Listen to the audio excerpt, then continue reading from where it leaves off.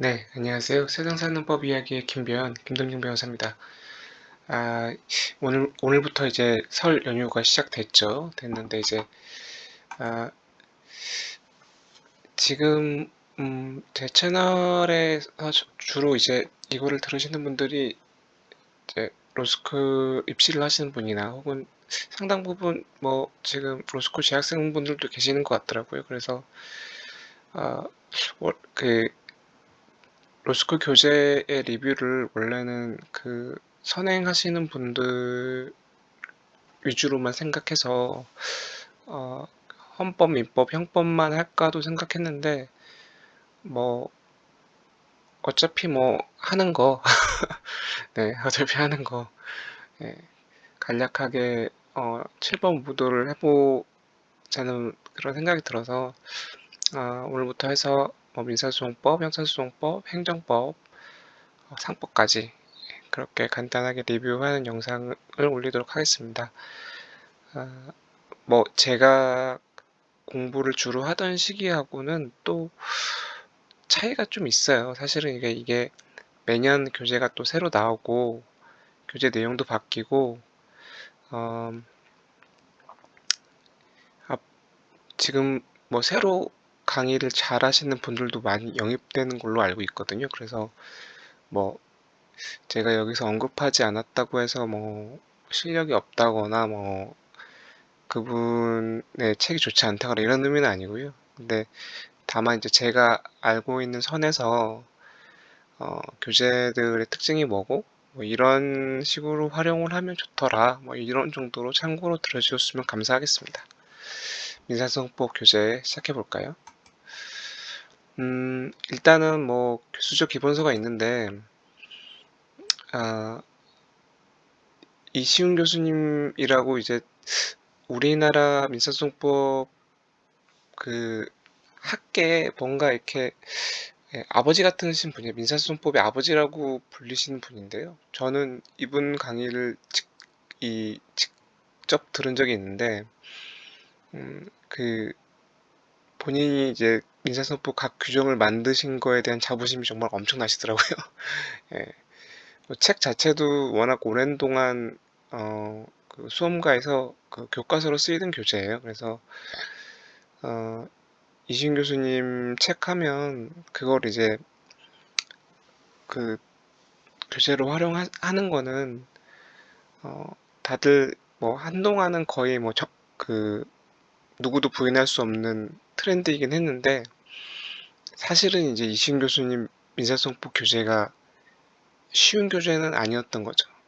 뭐 설왕설래가 좀 있었는데 이게 이신 교수님이 써서 민사소송법이 어려운 거냐, 원래 민사소송법이 원래 어려운 거냐, 뭐 이런 논쟁이 있었는데 아, 그 이신 교수님 책 자체가 그렇게 민사소송법을 쉽게 풀어놓은 책은 아닙니다. 예, 그거는 분명한 것 같고요.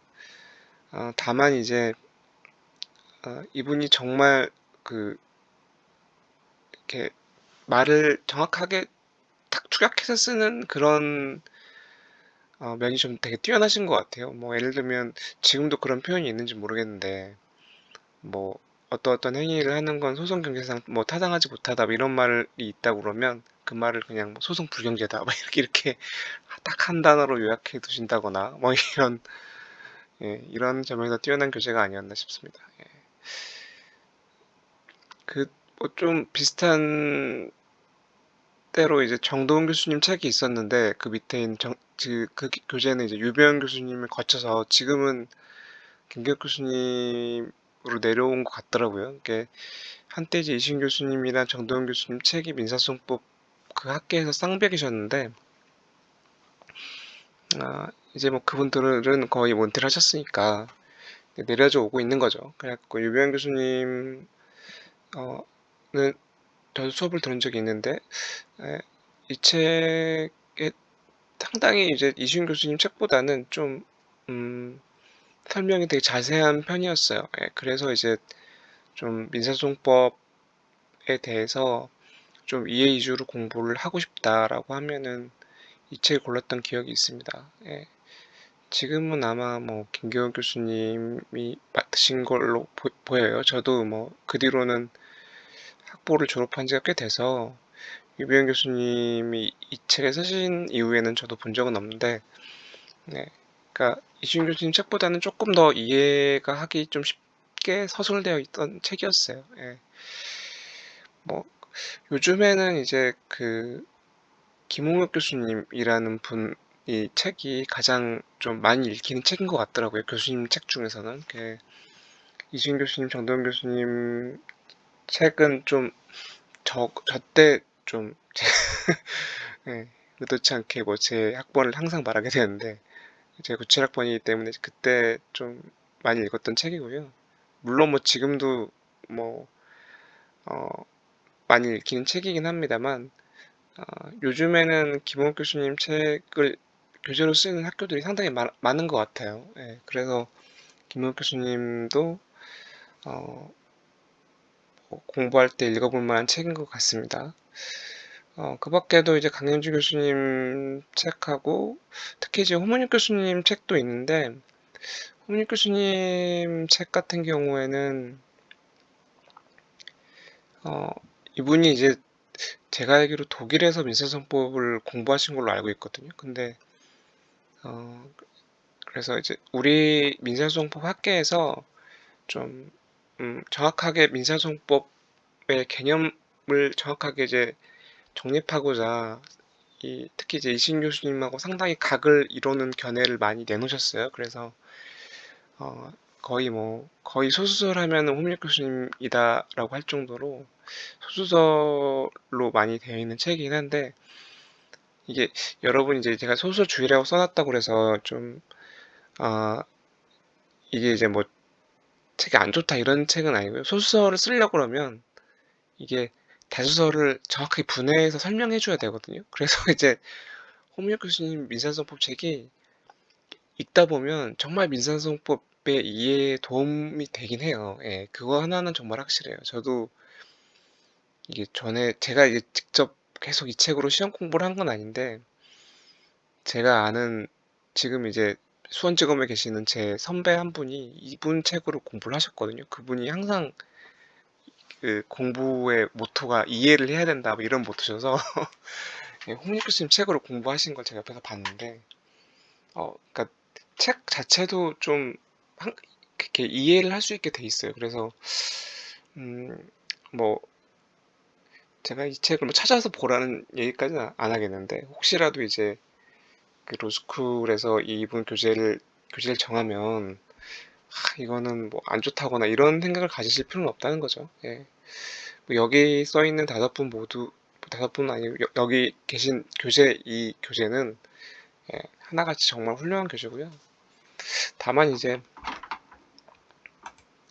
대체로 이제 교수적 기본서는 각 로스쿨 수업 교재로 이제 활용되고 있죠. 그래서 이거를 뭐 뭘 고를까 고민하기보다는 이제 그 로스쿨에서 수업을 할 때 공지된 교재 중에 이게 있으면 그냥 그걸 선택하시는 게 좋지 않을까 싶습니다. 사실은 어, 민사소송법에서 교수적 기본서로 공부를 꼭 해야 될 정도로 그 이 교수적 기본 교재가 필수적인가라고 하는 면에 있어서는 저는 좀 회의적이에요. 왜냐하면 문제 출제 자체가 판례 위주로 출제되고 있거든요. 그래서 그 판례 자체를 이해하고 판례의 태도가 어떤 것을 지향하고 있는지 이걸 이해하는 게 더 중요하지. 뭐 우리가 민사소송법 뭐 박사를 받을 건 아니잖아요. 뭐 그러니까 예, 이게 각 대학에서 이제 각 로스쿨에서 수업할 때 이거를 활용할 때 이제 참고로 알아두시면 좋을 것 같아요. 그 다음은 이제 여러분들이 이제 뭐 인강이나 학원 수업을 들을 때 이제 접하게 되는 강사적 기본서인데요. 보통 이제 이거 중에 하나를 선택해서 그 변호사 시험을 준비하는 게 일반적이죠. 저 이제 로스쿨 시대 전에 이제 사법시험 때는 박성수 변호사님 민사소송법 교재와 이창한 강사님 통합민사소송법 이게 조금 아, 대세였어요. 대세였는데 이제 로스쿨로 넘어온 다음에는 이제 윤동환 강사님이 이제 원래 민법만 하시다가 예, 이제 로스쿨은 이제 민사법으로 시험을 보기 때문에 민사법 강사라고 하면 민사소송법도 해야 되잖아요. 그래서 민사소송법도 교재를 이제 내셨죠. 그래서 이제 어떻게 보면 뭐 전문성은 좀 떨어진다고 볼 수 있는데 뭐 윤동환 강사님이 또 워낙 성실하시고 이렇게 정리를 뭐 잘 하시기 때문에 그래서 뭐 지금은 뭐 상당히 많은 분들이 선택하시는 교재로 저도 알고 있습니다. 그래서 그리고 이제 뭐 성현근 변호사님 논점 민사소송법은 뭐 보는 사람이 많은지는 모르겠는데 뭐 성현근 변호사님 자체가 뭐 변호사님이시고 예, 워낙 뭐 그 교재를 잘 쓰시는 걸로 뭐 유명하시기 때문에 저도 음 엊그저께 이 논점 민사소송법을 샀거든요. 박성수 변호사님이랑 이창한 강사님, 윤도환 강사님 책은 제가 이미 전에 공부할 때 이미 한 번 봤기 때문에 손흥근 변호사님 민사소송법 책을 샀는데 아우 손흥근 변호사님 책은 항상 다 이렇게 디자인이 너무 예뻐요. 보통 이게 좀 제가 너무 생각이 뭘로 하는지 모르겠는데 책이 이렇게 형형색색으로 막 여러 가지 색깔로 되어 있는 건 사실 약간 제 감각으로는 금기였거든요. 근데 이제 소윤금 변호사님 책은 색깔이 알록달록하게 진짜 예쁘더라고요. 그래서 그 책이 이렇게 돼 있으면 보기 되게 좋구나 이런 생각을 하면서 저도 엊그저께 한번 훑어봤거든요. 그래서 그러니까 이게 아, 특징이 이제 이창한 강사님 책이 사실 때는 좀 가장 많이 보던 책이었어요. 그리고 통합민사소송법이라는 말처럼 이렇게 학설도 되게 잘 정리되어 있는 책이거든요. 그래서 그리고 그러니까 사례도 잘 들어가 있고 기본 사례 이런 것도 잘 들어가 있는 책인데 로스쿨 시대로 넘어오고 나서는 뭐 잘 모르겠어요. 근데 아직도 보는 사람이 많은 것 같긴 한데 예전만큼은 아닌 것 같아요. 뭐 이거는 뭐 제 개인적인 느낌이니까 통계를 내본 건 아닙니다. 근데 이제 아무래도 어 이게 민사법으로 시험을 보다 보니까 민법을 하시는 분들이 쭉 이어서 이제 민사소송법을 하는 경우가 많아서 그래서 아마 좀 박성수 변호사님이나 윤동환 변호사님, 윤동환 강사님, 소영근 변호사님 책으로 보시는 분들이 좀 많은 게 아닌가 싶더라고요. 예.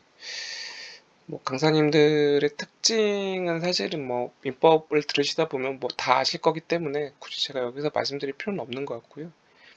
이게 모든 과목이 다 그렇다시피 각 강사님들마다 이 기본 교재하고 암기장, 사례집 이런 라인업들이 다 있습니다. 그래서 그 기본 교재만 생각하지 마시고 그러니까 이 분의 강의를 쫓아가면서 뭐 사례집이나 이런 것까지 염두에 두고 그분 하나를 이렇게 선택하면 그분 커리큘럼을 쭉 해서 정리를 하는 게 효율적이에요. 되도록이면 그리고 이제 변호사 시험에서는 민사소송법을 민법과 함께 출제하거든요. 그래서 되도록이면 제 개인적으로는 민법에서 들으셨던 강사분 책을 선택하시는 게 그 호안의 측면에서 좀 좋지 않나 그렇게 생각합니다. 제가 봤을 때는 뭐 이거는 제 개인적인 평가인데 박성수 변호사님 민사소송법 정리는 조금 더 좀 이렇게 더 정치하고 좀 이런 면이 있다 그러면 윤동환 민사소송법 맥은 조금 뭐 이렇게 그걸 뭐라고 그래야 되나요? 이렇게 좀 쓰기 쉽게 좀 쉽게 정리해 놓은 편이에요. 이렇게 박성수하고 윤동환 강사님은 민법에서도 좀 그 호불호가 갈리잖아요. 그런 측면이 민사소송법에서도 좀 이어져 내려오는 것 같더라고요. 이게 제가 보기에는 뭐 두 분의 실력 차는 아닌데 뭐 문체나 뭐 이런 면에서 항상 항상 호불호가 있어요. 이게 박성수 변호사님을 좋아하시는 분들은 윤동관 강사님 책은 이게 안 좋다고 그러고 윤동관 강사님 책이 좋다는 분들은 박성수는 너무 너무 이렇게 정치하고 복잡하다 뭐 이런 식으로 말하는 경우가 많아서 제가 봤을 때는 뭐 그냥 아, 실력의 문제라기보다는 그냥 아, 취향의 문제인 것 같아요. 예, 그렇고요. 아, 이게 기본적으로 이거는 또 이 강사적 기본소의 대전제는 강의를 들으면서 듣게 활용하는 게 예정돼 있다는 거 아니겠습니까? 그러니까 음, 이 강의를 들을 때 본인이 이제 얼마나 잘 그 강의를 활용할 수 있느냐, 그 강사의 강의가 얼마나 마음에 드느냐, 이 기준으로도 이제 선택 기준이 되는 거기 때문에 제 생각에는 뭐 이 지금 써 있는 책 중에 하나를 선택하셔서 쭉 이렇게 어, 변호사 시험을 준비하시면 되지 않나 싶습니다. 제가 앞에서도 말씀드렸다시피 이게 변호사 시험 같은 경우에는 워낙 판례 쪽에 이제 방점이 찍혀서 출제가 되고 있기 때문에 교수님적 기본서보다는 좀 판례를 좀 잘 정리해 놓은 강사적 기본서가 아무래도 좀 선호되고 있거든요. 그래서 뭐 제가 여기서 말씀드린 교재 말고도 또 다른 강사님 교재도 있을 수 있는데 제가 알고 있는 교재고 제가 직접 본 교재는 이 정도다. 뭐 이렇게 정리할 수 있겠습니다. 예, 그렇죠. 예, 이 말씀 제가 드린 것 같고요. 강사적 기본서는 언제나 강의와 그 자신이 맞는지 여부를 고려된다는 점 알셨으면 좋겠고, 사실 이제 민사소송법 같은 경우에는 다른 과목도 뭐 물론 다 그런데 사례집을 좀 보는 게 좋아요. 이게 어,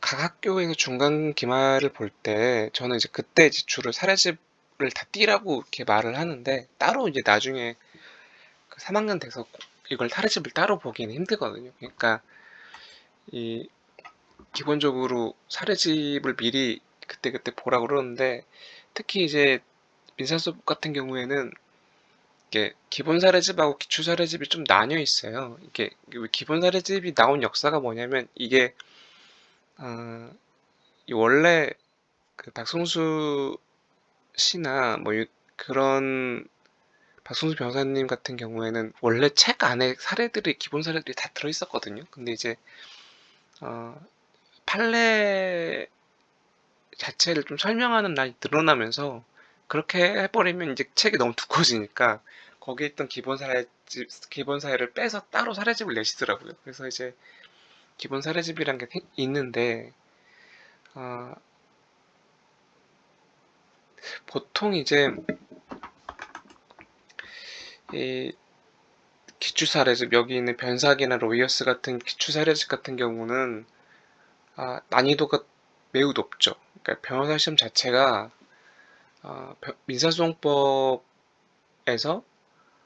상당히 높은 난이도의 출제가 집중되고 있거든요. 그래서 보통 이제 처음 민사소송법 공부하신 분은 기초 사례비 너무 어려우니까 기본 사례집만 보고 이제 중간 기말 치르시는 편이 많은데 어, 그렇게 되면 좀 중간 기말 시험 때 어려움을 겪을 수 있어요. 왜냐면 이게 중간 시험, 기말 시험에서 출제하시는 교수님의 입장에서는 어, 참고로 그 보게 되는 문제들은 다 변호사 시험 기출 문제나 변호사 시험 모의 시험 문제들을 참고로 하게 돼 있거든요. 그러면 이제 그와 유사한 문제가 출제될 수밖에 없어요. 그러면 기본 사례집만 보다가 갑자기 기출 사례집과 유사한 문제를 맞닥뜨리면 그냥 중간 기말에서 아작 나는 거죠. 예.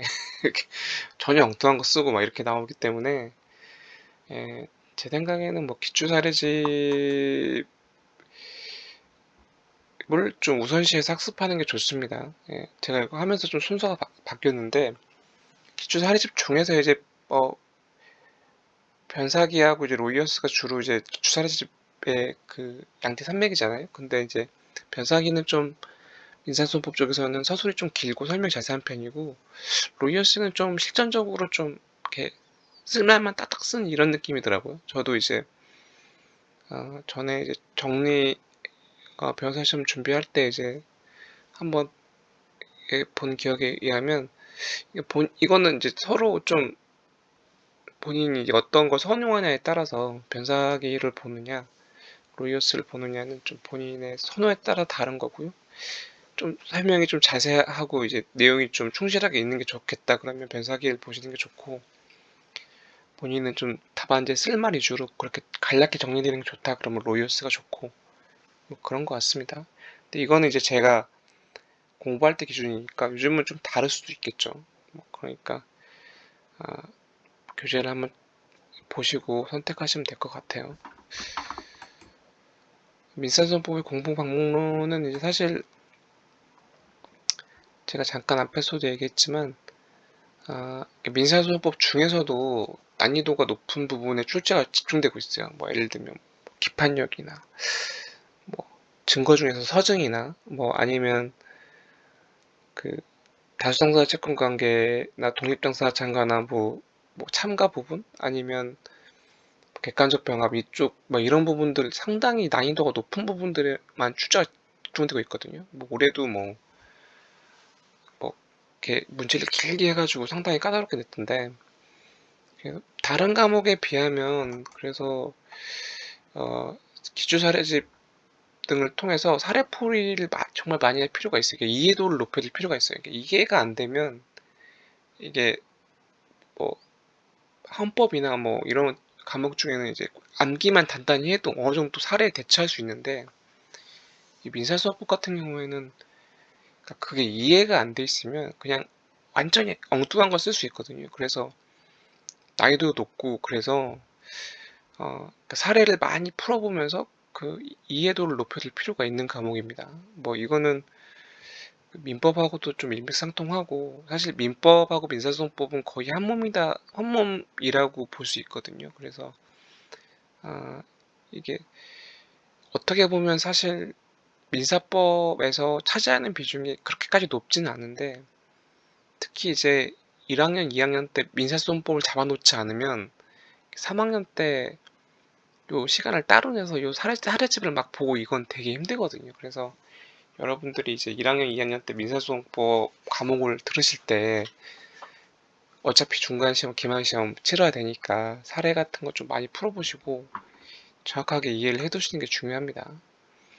제가 일부러 이제 여기서 그걸 말씀을 안 드렸어요. 그 암기장이나 핸드북 이런 거 있거든요. 있는데 이렇게 일부러 말씀을 안 드렸어요. 다른 과목은 솔직히 이제 뭐 행정법이나 이런 뭐 헌법이나 이런 과목은 기본 과목을 안 보고 그냥 기본서를 안 보고 핸드북만 봐도 어느 정도 커버가 가능하거든요. 근데 이게 민사소송법은 그렇게 공부했다가는 뭐 운 좋게 넘어갈 수 있는데 정말 큰일 날 수가 있어요. 이게 문제가 정말 좀 어렵게 나오면 예, 아예 아무것도 못 쓸 수가 있거든요. 그래서 그 이해를 좀 정확하게 하기 위해서 웬만하면 이제 암기장 같은 거 좀 지향하고 기본서로 좀 탄탄하게 공부를 해두는 걸 추천드리고요.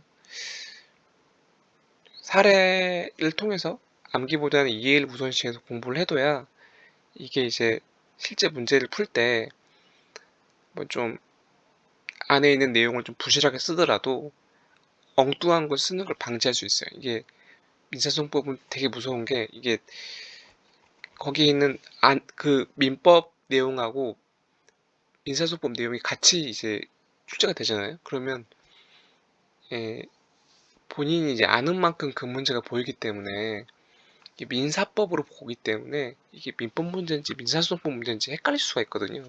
그래서 이해가 안 돼 있으면 전혀 엉뚱한 내용을 쓸 수가 있어요. 그래서 그 안에 있는 뭐 암기나 뭐 학습 판례가 좀 부실하더라도 어, 거기 있는 걸 일단 쓰면 반 이상 성공한 거예요. 그러니까 그 출제자가 의도한 내용을 찾아서 쓰면 민사소송법은 반 이상 성공한 거기 때문에 그리고 사실은 민법보다 양은 그렇게 많지는 않거든요. 그래서 어, 다른 과목도 물론 그렇긴 하지만 암기보다는 이해를 좀 우선시해서 공부할 필요가 있을 것 같습니다. 예. 아, 간단히 얘기한다고 했는데 벌써 뭐 30분이 다 되고 있네요. 예. 좀 간략히 정리하면, 네, 인사성법은 어, 좀 지금 좀 저학년 때 공부를 탄탄하게 이해 위주로 해주시는 게 변호사 시험 때 좀 편하게 갈 수 있는 길이라고 볼 수 있고요. 다른 과목은 제가 뭐 암기장을 보거나 이런 거가 그렇게 나쁘다 생각은 안 하는 과목도 있는데, 인사성법만은 그러지 않으셨으면 좋겠다. 뭐 이 정도로 정리할 수 있겠습니다. 다른 과목들도 간략하게 제가 아는 한도 내에서 리뷰를 진행할 예정이고요. 간략하게 뭐 공부 방법론 위주로, 뭐 교수님들 그 교과서 설명할 때는 좀 학계의 뭐 그런 좀 구조나 다수소, 소수소, 다수파, 소수파 뭐 이런 것 좀 위주로 해서 얼마나 드실지는 모르겠는데 뭐 아마 좀 정리를 해서, 예, 나머지 과목들도 리뷰를 해보도록 하겠습니다. 네, 들어주셔서 감사하고요. 다음 과목 리뷰에서 뵐게요.